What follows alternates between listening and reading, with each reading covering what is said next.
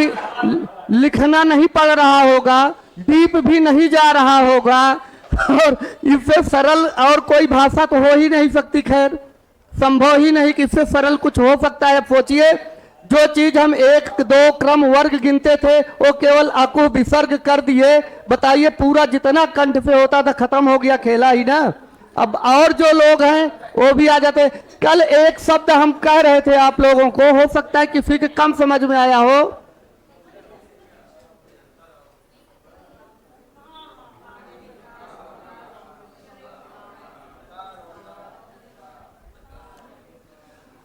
अब हम आपसे पूछेंगे, मैम चकार का उच्चारण स्थान क्या है? चकार का उच्चारण स्थान क्या है? कैसे समझी आपकी चकार का तालु है?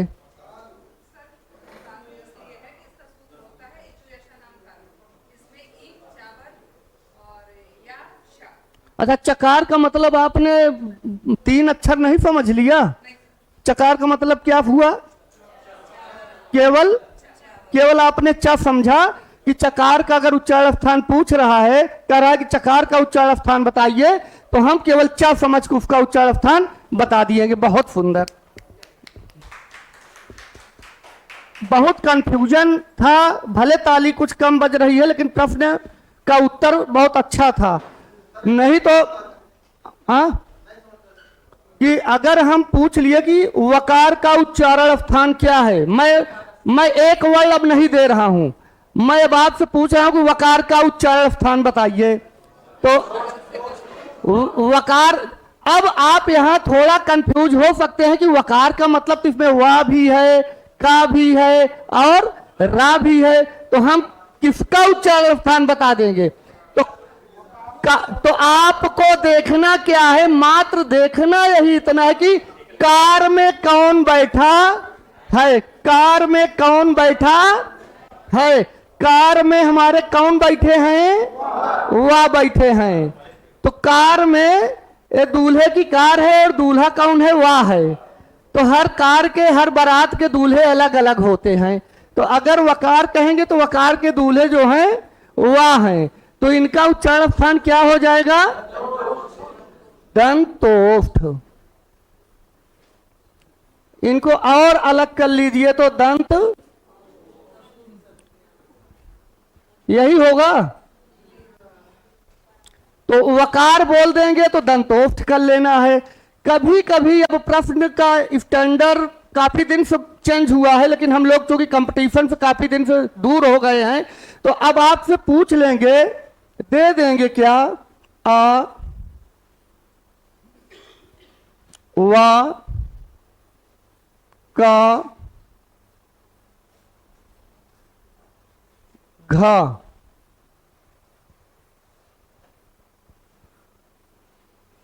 दंतोष्ठ। थोड़ा प्रश्न जो बनाना चाह रहे थे वो नहीं बना। इसमें दंतोष्ठ उच्चारण स्थान किसका है? दंतोष्ठ उच्चारण स्थान है। दो तरह प्रश्न बनेंगे। एक तो ये बन गया आपका कि दंतोष्ठ इनमें से किसका उच्चारण स्थान दंतोष्ठ है? दंतोष्ठ उच्चारण स्थान है, या ऐसे भी कह सकते हैं इसको आपसे,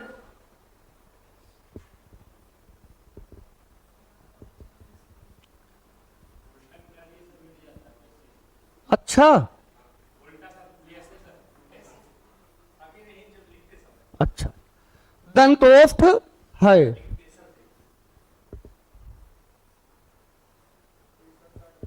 दंतोष्ठ है इस तरह से। दंतोष्ठ है, प्रश्नवाचक आगे चिन्ह का मतलब हो गया कि क्या लग गया, क्या हमें पूछने की जरूरत नहीं। अब दंतोष्ठ कौन है इसमें से? वह है।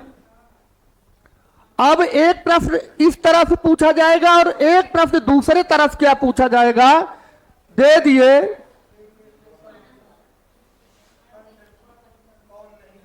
हाँ, दंतोष्ठ, कंठ कौन नहीं है?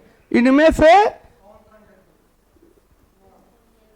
कंठ कौन नहीं, कंठ उच्चारण स्थान नहीं है, कंठ उच्चारण स्थान नहीं है, तो भी हम क्या कहेंगे, कंठ उच्चारण स्थान नहीं है। अभी उच्चारण स्थान क्या है, कंठ है। का क्योंकि पूरा कवर्ग का ही है।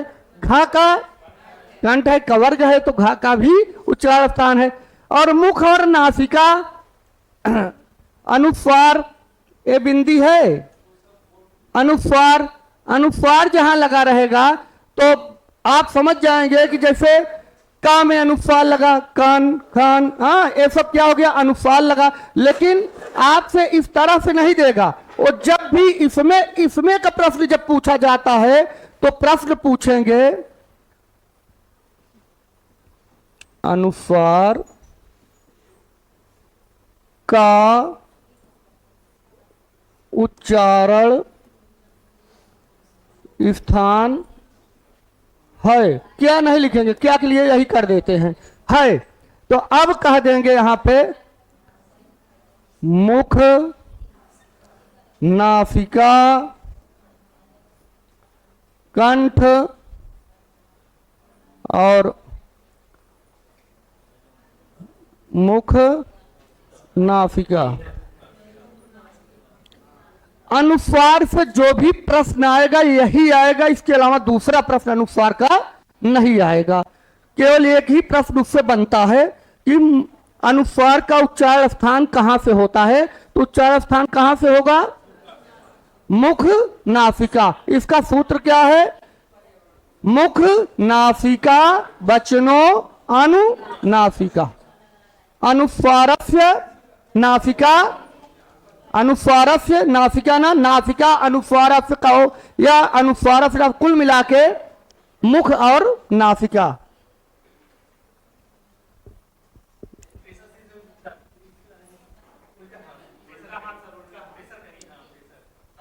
अरे वाह, धन्यवाद। फिर अभी नहीं हटाएंगे, पकड़े हैं जिनको पहले रगड़ दे कस के, तो उसके बाद और क्या, अब वापस नहीं आएंगे, कहीं तो दोबारा वापस आ जाएंगे तो क्या करेंगे हम। जो पकड़ में अगर आ गए तो उनको याद तो रहे कि हाँ कहीं गए थे। यत्नो विधा, यत्न प्रयत्न।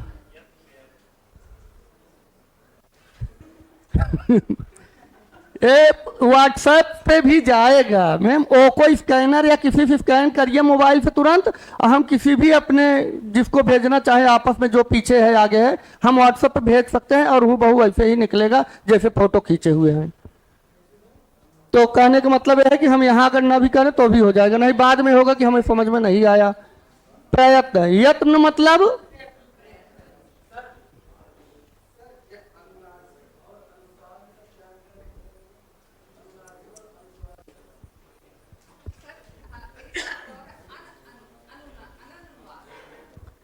अनुनासिक, मतलब जो नाक के भल बोला जाए, अनुनासिक हो गए वो शब्द, जैसे या, मा, ना, ये सब अनुनासिक के अंतर्गत आ जाएंगे। और अनानुनासिक जो नाक के भल नहीं बोला जाएगा वो आ गया अनानुनासिक। जब उदात्त, अनुदात्त, स्वरित, ये सारे शब्द आपके पास मिले थे, आपको मिले थे कहीं, उदात्त, अनुदात्त, स्वरित, संज्ञा स्यात् ना, तो हम आपको बताए थे कि री के कितने भाग में बांटा गया है, री कितने भागों में बटा है, कितने खंड किया गया है री के, 12।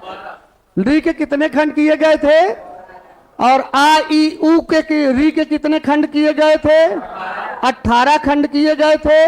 री के 12 खंड किए गए थे। ए ओ ऐ औ, ए चों के 12 खंड किए गए थे, यही तो बताए थे ना।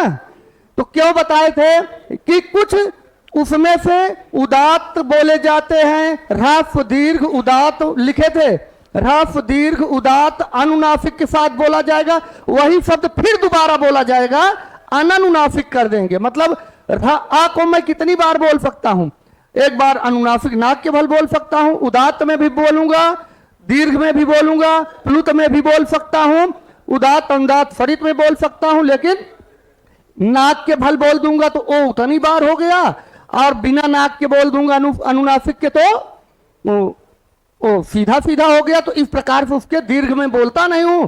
ली को तो 12 खंड हुए थे और एचओ के 12 खंड हुए थे। आ सकता है एच कितने खंड होते हैं, एचओ के कितने खंड हैं, एचओ के कितने खंड किए जा सकते हैं? 12। क्यों किए जा सकते हैं? उनका ह्रस्व नहीं होता है, री का दीर्घ नहीं होता। एक दो प्रश्न बहुत इंपॉर्टेंट है, अगर आएगा तो यही दोनों में से निश्चित आएगा कि री के खंड पूछेंगे कितने खंड होते हैं और एच के कितने खंड होते हैं, और ज्यादातर उसमें भी री का ही पूछता है बार बार। री का 12 होता है। क्यों 12 होता है? और क्या एक चीज पूछेगा, दीर्घ किसका? दीर्घ किसका नहीं होता है? री का नहीं होता है। और ह्रस्व किसका नहीं होता है? एच का। एच का ह्रस्व। एच मतलब ए ओ आई ओ। तो चलिए ओ हो गई सब पुरानी बात। कल आपका संस्कृत का टेस्ट है ना?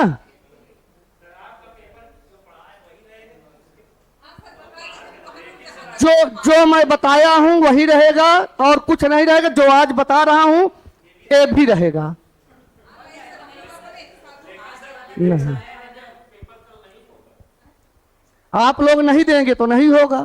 आप लोग क्या चाहते हैं? आप लोग तो तैयार हैं ना संस्कृत का पेपर देने के लिए? दे लीजिए।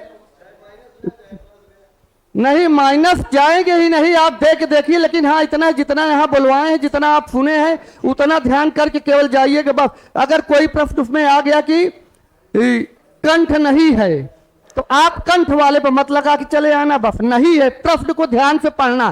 पेपर जो आएगा बहुत सरल है, लेकिन उसको ध्यान से थोड़ा पढ़ना बस आप।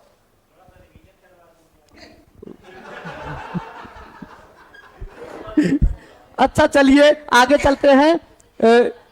हम लोगों को जब एमए की परीक्षा रहती थी वहाँ इलाहाबाद विश्वविद्यालय में, तो क्या होता था कि अंतिम समय पे सर आ रहे हैं, सर क्या क्या पढ़ ले, थोड़ा पक्का समझ लीजिए कि जो सर बताते थे उनमें से काफी प्रश्न रहते थे, क्योंकि वही सब बनाते थे ना।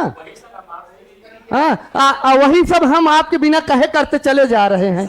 जब से आए हैं मैं वही कर रहा हूँ, आप तो बता नहीं रहा हूँ बस। इसलिए आप लोग केवल आगे देखते रहिए, शांति से देखते रहिए। यत्नो विधा। प्रयत्न 2 प्रकार के होते हैं। नया चीज ये है, हमारे लिए नया है, आप लोग तो सब पढ़ चुके हैं। प्रयत्न 2 प्रकार के होते हैं। यत्न मतलब क्या हुआ? प्रयत्न।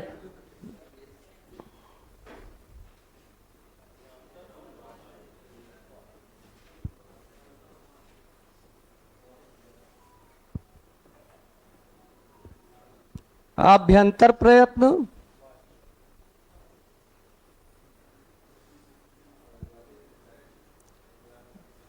बाह्य प्रयत्न। कोई कार्य होता है तो हमें पहले अपने मन मस्तिष्क में योजना बनानी पड़ती है। एक तरह से समझिए सबसे बड़ा प्रयत्न आप तभी करते हैं जब किसी भाव को मन में अपने आप रखते हैं, और जब बाहर उसको परिणित रूप देते हैं तो वह प्रयत्न हो गया कि चलिए सरिया लाना है, सीमेंट लाना है, बालू लाना है। लेकिन प्रयत्न वो नहीं है। प्रयत्न ये है कि हम घर बनवाएंगे।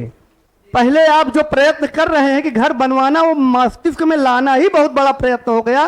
तो अंदर से जब पुष्ट हैं तो बाहर से ऑटोमेटिक सरिया आती रहेगी, फोन करेंगे बालू आती रहेगी, सब आता रहेगा। लेकिन जो आभ्यंतर प्रयत्न बाह्य प्रयत्न दोनों आवश्यक हैं। सबसे पहले इसलिए इसको कहा गया कि आभ्यंतर प्रयत्न, क्योंकि अंदर से मन तो पहले बने कि हमें टेट का एग्जाम देना है, कोचिंग करना है। अब हमारे इरादे पहले पक्के हों कि हमें पढ़ना है। जब हमारे इरादे पक्के हो गए तो बाहर रूप से मैं करना शुरू कर दिया हूं कि कुछ नहीं, हमें करना है तो करना है, सीधी बात है। तो इसी तरह से दोनों प्रयत्न हम लोग कर रहे हैं। हम लोग आभ्यंतर प्रयत्न पहले किए, अब बाह्य प्रयत्न कर रहे हैं। तो अभी तक आप लोगों ने सभी माहेश्वर सूत्रों को, उनके 14 सूत्रों को हल के रूप में देखा, उनका उच्चारण करके देखा। अब हम यह जानना चाहते हैं कि इनके जो महेश जी के बच्चे हैं, वर्ण हैं, शब्द हैं जो पाणिनि जी ने लाया है, इनका प्रयत्न कैसे किए होंगे कि हम लोगों के लिए इतना काम दे रहा है और मजबूर कर दिया कि हमारे सिलेबस में रहना चाहिए, क्योंकि भाषा का रीढ़ वही है, नींव वही है, वर्ण ही तो सब कुछ है, तो जरूर कुछ रहा होगा। तो आइए हम उनका आभ्यंतर प्रयत्न देख लें कि अभी तक तो हम सीधा सीधा उच्चारण स्थान देख लिए, कहाँ से उच्चारण हो रहे हैं, किस किस घर में लोग सोए थे। 11 घरों के बारे में हमें अच्छे से पता चल चुका है, अब किसी के गलत नहीं होना चाहिए। अभ्यंतर प्रयत्न में कौन कौन आ गए? 5 आ गए। कितने हैं अभ्यंतर प्रयत्न? 5 है। कौन कौन है? आप लोग पढ़ चुके हैं, हिंदी में पढ़े होंगे, हिंदी में पढ़े होंगे।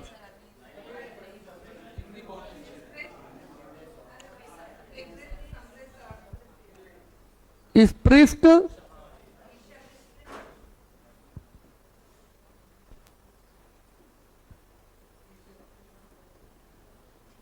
ईषत,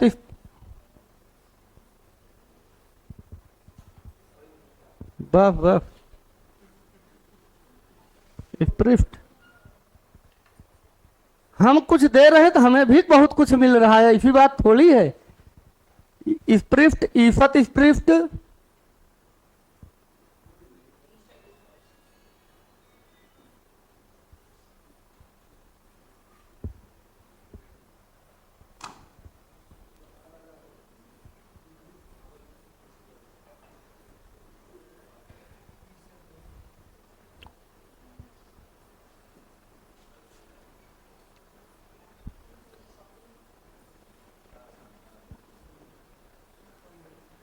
समृद्ध। यही इतने 5 आभ्यंतर प्रयत्न हैं। इतना प्रयत्न हम अपने दिमाग में पहले लगाते हैं, तब आकर के बाहर से कोई काम दिखता है। तो हम कौन कौन आभ्यंतर प्रयत्न हैं ये लिख लीजिएगा। मन में बोल बोल के लिखिएगा, मन में। स्पृष्ट कर दे रहा हूं मैं, स्पृष्ट,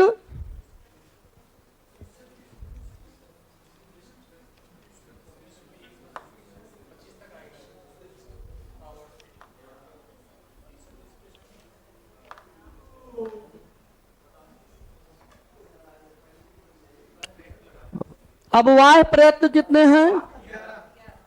वाह प्रयत्न कितने हैं?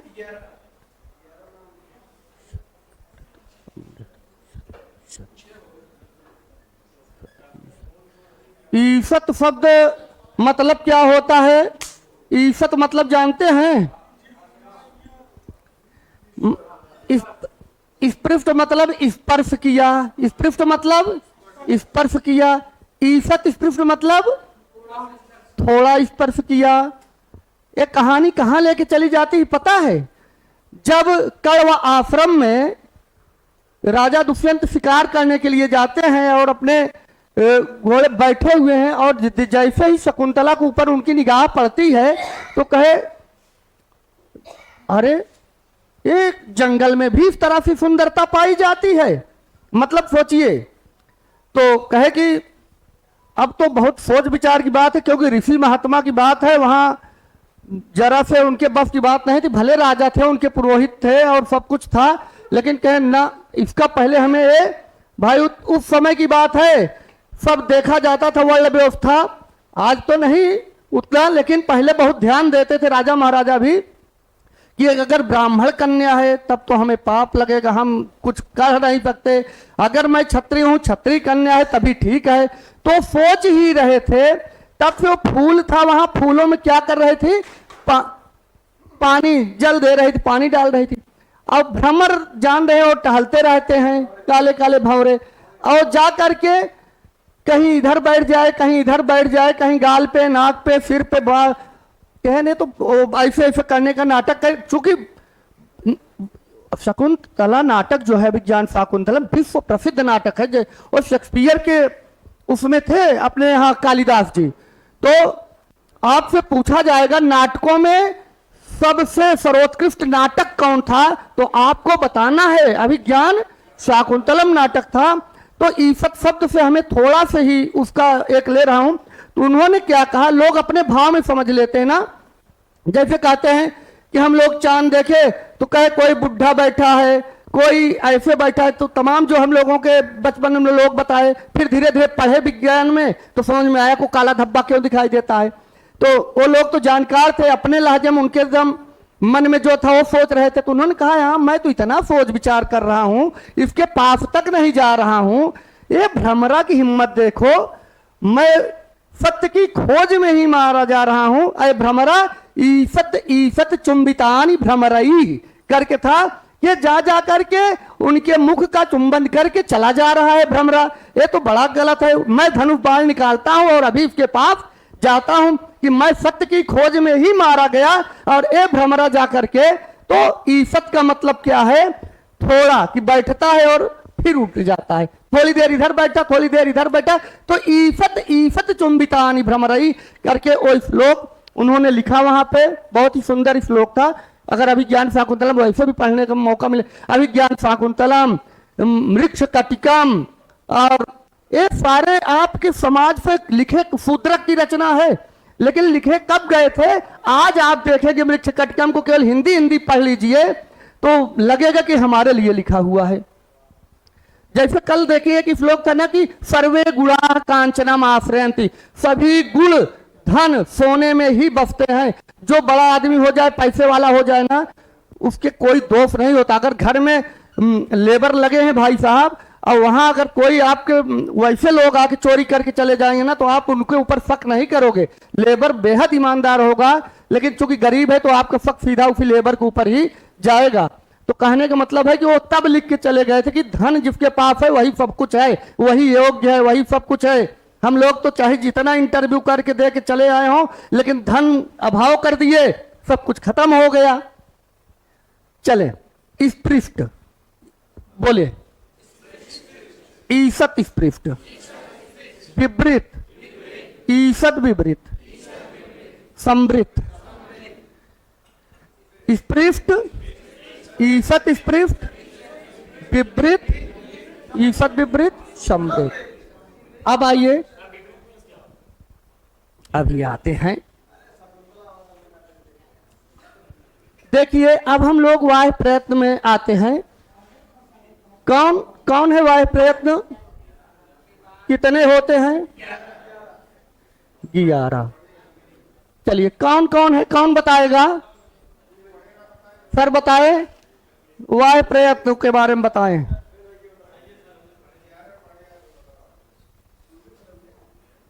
विवारः,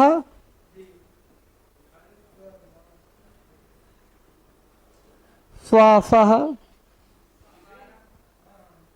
नादः, अघो अघोषः।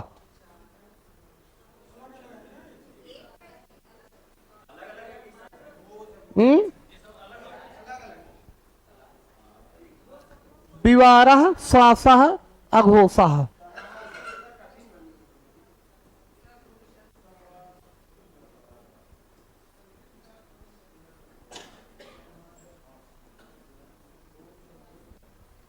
घोषः,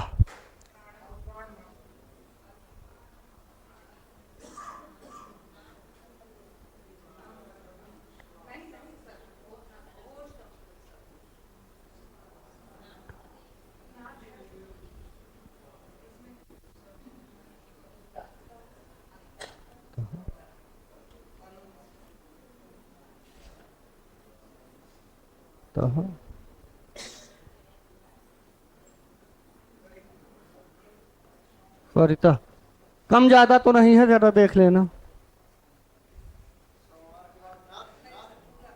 1 2 3 4 5 6 7 8 9 10। हाँ क्या चीज, हाँ विवारः, श्वासः, अघोषः, संवारः, नादः, घोषः, अल्प प्राणः, अल्प प्राणः, अल्प प्राणः, आप अल्प प्राण ही बोलिएगा, कोई दिक्कत नहीं हमें। बाकी शुद्ध जो होता है ये प्रा है, प्रा आपका है। कभी भी इस तरह से शब्द मिले तो इसको आप अल्प प्राण मत बोलिए, शुद्ध जो माना जाएगा अल्प प्राण। क्या कहा जाएगा? अल्प प्राण। जहां भी होगा ए महाप्राण, ए हो जाएगा, ए हो जाएगा, क्योंकि दीर्घ आ गया यहां पे हमें। महाप्राण,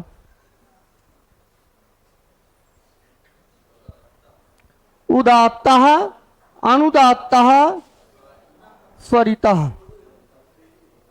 अल्प प्राणः, महाप्राणः। ओ कभी कभी वो बिंदी हम कहीं नहीं लगाए हो तो लगा लेना आप लोग, विसर्ग है सब में। अल्प प्राणः, महाप्राणः, उदात्तः। जी जहां नहीं लगाए हो लगा लीजिए। अल्प प्राणः, महाप्राणः, उदात्तः, अनुदात्तः। बिंदी का बहुत बड़ा महत्व है, ऐसे मत समझिए। वो बिंदु जो होता है ना, उसके बिना सवाल गलत हो जाते, पूरा पूरा काट दिया जाता है। अब हमें उम्मीद है कि लिख चुके हैं तभी आवाज आ रही है। अब आइए उच्चारण करते हैं। सर ठीक है? विवारः, श्वासः, अघोषः, संवारः,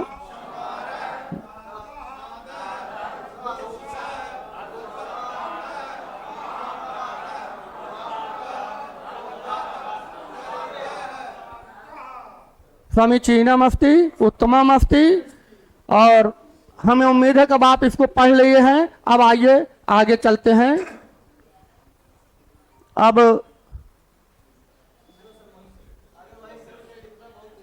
ये बताइए, अब अच्छा एक चीज, अब सब लोगों को तो लिख तो लिए ही हैं। अब आइए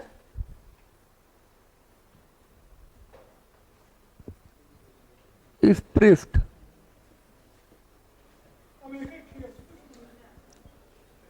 क्या है ये? इस पृष्ठ। उसके बाद क्या है?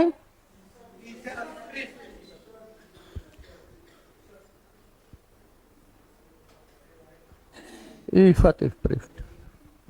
फिर क्या है? विपरीत। फिर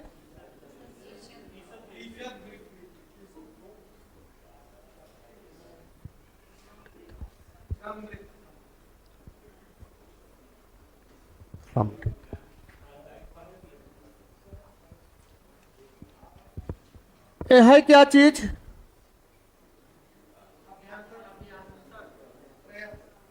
आभ्यंतर प्रयत्न। हम लोग आभ्यंतर प्रयत्न, बाह्य प्रयत्न के बारे में जानते हैं ना। आभ्यंतर बाह्यश्च, आभ्यंतर बाह्यश्च, आभ्यंतर प्रयत्न और बाह्य प्रयत्न। आभ्यंतर प्रयत्न कितने होते हैं? 5 होते हैं। संख्या जानना बहुत जरूरी है। आभ्यंतर प्रयत्न कितने होते हैं? 5 होते हैं। बाह्य प्रयत्न कितने होते हैं? 11 होते हैं। ये लगता है कि थोड़ा बहुत कठिन है, लेकिन ये कठिन बिल्कुल नहीं है। जैसे जब माहेश्वर सूत्र ही अकेले कठिन था, आपको बताए थे ना कि कठिन केवल माहेश्वर सूत्र था, वो आपको सरल ही लगा, याद हो गया। इस पृष्ठ मतलब क्या हुआ? स्पर्श। एक किनकी बातें हो रही हैं? ये सब वर्ण की बातें हो रही है ना, वर्ण एवं अक्षर की बातें ही तो चल रही है ना। तो हम अभी तक इनको बोलने का काम किए कि कहां कहां से बोले जाएंगे। हमारे पास वाद्य यंत्र हैं, बोलने का कुछ है आपके पास? आप कंठ है, ताल है। और कभी कभी जैसे आप कोई नहीं बोलते हो फिर भी आवाज आती है, तो पता है क्या होता है? घोष, गूंज होती है वहां पे। हम उस तरह से भी हमारे पास एक वाद्य यंत्र है कि यहां इतना गूंजते रहेंगे कि आप समझ भी नहीं पाएंगे, आप बोल भी नहीं पाएंगे। तो वही इसीलिए बता दे रहे हैं कि अब हम लोग जो जो करते हैं सब समझ लीजिए कौन चीज क्या है। तो इस पृष्ठ हम सब बातें वर्णों पे कर रहे हैं। जो माहेश्वर सूत्र में आप वर्ण देखे हैं उन्हीं वर्णों पे सारी बातें चल रही हैं। उनको अभी तक कहां कहां से किस किस घर में सोए हुए थे आप उठा दिए। अब उठा दिए तो वो बैठेंगे तो है नहीं, परेशान तो करेंगे आपको। उठाया कौन? आप ही लोगों ने उठाया। 3 दिन उठाए उनको कमरे से निकाल के। और अब क्या करना है आपको? अब देखो, उठा दिए तो कोई बात नहीं, संभालने की कैपेसिटी आप में नहीं होगी, बच्चों को तो कौन संभालेगा? आप लोग बहुत अच्छे संभाल लेते हैं। आप चलिए तो क्या करेंगे? कहेंगे कि हम इनको, इनमें कौन कौन लोग हैं जिनको थोड़ा हल्का छू करके ऐसे कर देंगे तब भी वो बैठ जाएगा। ऐसे भी बच्चे होते हैं ना, थोड़ा बेटा चलो बैठ जाओ। हाँ, तो क्या होता है? स्पर्श। कहां से स्पर्श करोगे? स्पर्श कहां से होते हैं? कोई कंठ से, कोई ताल से, मूर्धा से। स्पर्श तो हम यहीं से करेंगे। वर्णों को बोल रहे हैं तो हम क्या करते हैं? स्पृष्ट वर्ण हमारे कितने हैं? 25 है। तो कौन कौन हो गए? मैं पूरा न लिख के अगर कह दिया कवर्ग, चवर्ग, टवर्ग,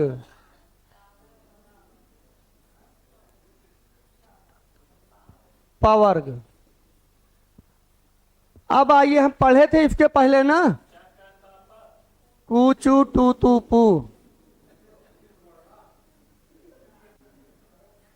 हम पढ़े थे कूचू टू तू पू। और एक कहां काम दिया था? काचा टाता पक ये होते तो अकुह ना कर पाते आप, इचू ये ना कर पाते आप, और इनको बुला ना पाते, सोते ही रहते। इसीलिए उदित वर्णों को कूचू टू तू पू किया गया है। तो कहे कि अब एक कूचू टू तू पू आपको कहां बता मिलेंगे? कहे आओ इस पृष्ठ पे चलते हैं। कौन प्रयत्न है? जितने स्पर्श वर्ण हैं आज इसे समझ लेना, ये सब स्पृष्ट हैं आभ्यंतर प्रयत्न। आभ्यंतर प्रयत्न के स्पृष्ट वाले के साथ ये वोटिंग करेंगे। किसके साथ वोटिंग करेंगे?